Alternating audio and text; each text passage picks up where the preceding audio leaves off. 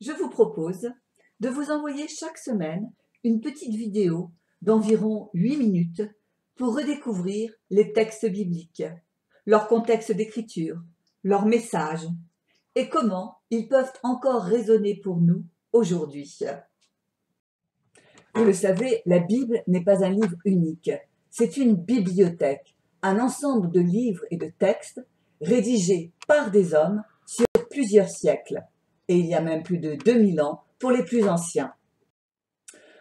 Avec ces vidéos, nous allons essayer de nous familiariser avec leur organisation, leur contenu, leur genre littéraire et le contexte historique qui a entouré leur rédaction.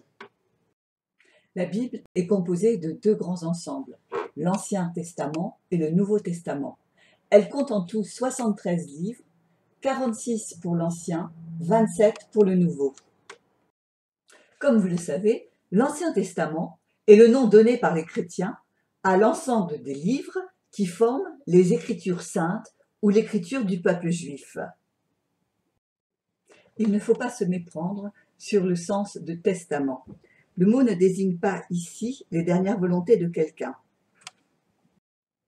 Ce mot testament vient d'un mot latin, testamentum, qui traduit lui-même un mot grec, diatheke, qui veut dire alliance. Or, ce dont il est question dans ce testament, c'est bien de l'alliance de Dieu avec son peuple.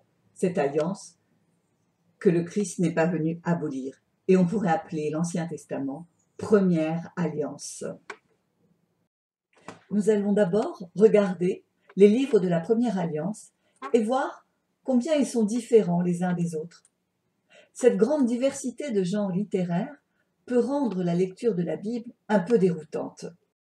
La plupart des textes bibliques sont des récits, mais cela ne signifie pas qu'ils rapportent des événements historiques.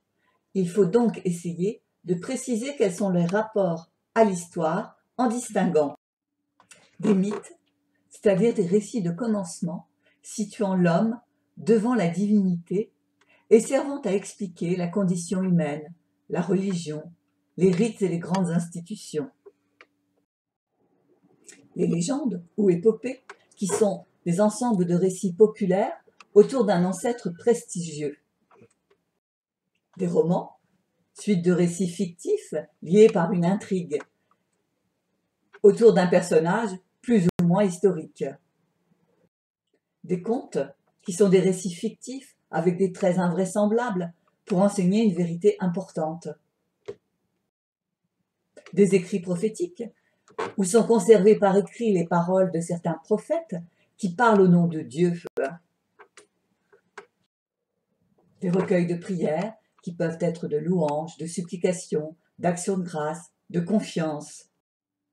Des chroniques historiques. Certains événements de l'histoire du peuple d'Israël sont cités pour en donner une interprétation globale, une interprétation religieuse. Des textes de loi qui concernent les relations avec Dieu, les relations humaines, les lois pénales, les écrits de sagesse dans lesquels sont évoquées une expérience courante dont on tire une morale, une règle de vie. Mais alors, est-ce que la Bible dit vrai si elle raconte des contes, des légendes, des mythes? La Bible dit vrai parce qu'elle révèle profondément ce qu'est l'homme et ce qu'est Dieu. Il est donc important de repérer les genres littéraires pour éviter des interprétations erronées.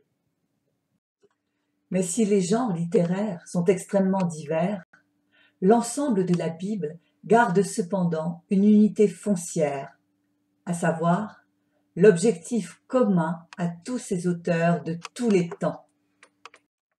Chercher Dieu. La première clé de la lecture de la Bible est là. Elle est écrite par des chercheurs de Dieu qui s'adressent à d'autres chercheurs pour les aider à grandir dans leur foi. En définitive, le genre littéraire n'est qu'un habillage. La Bible est avant tout un témoignage, celui d'hommes et de femmes face à leur Dieu.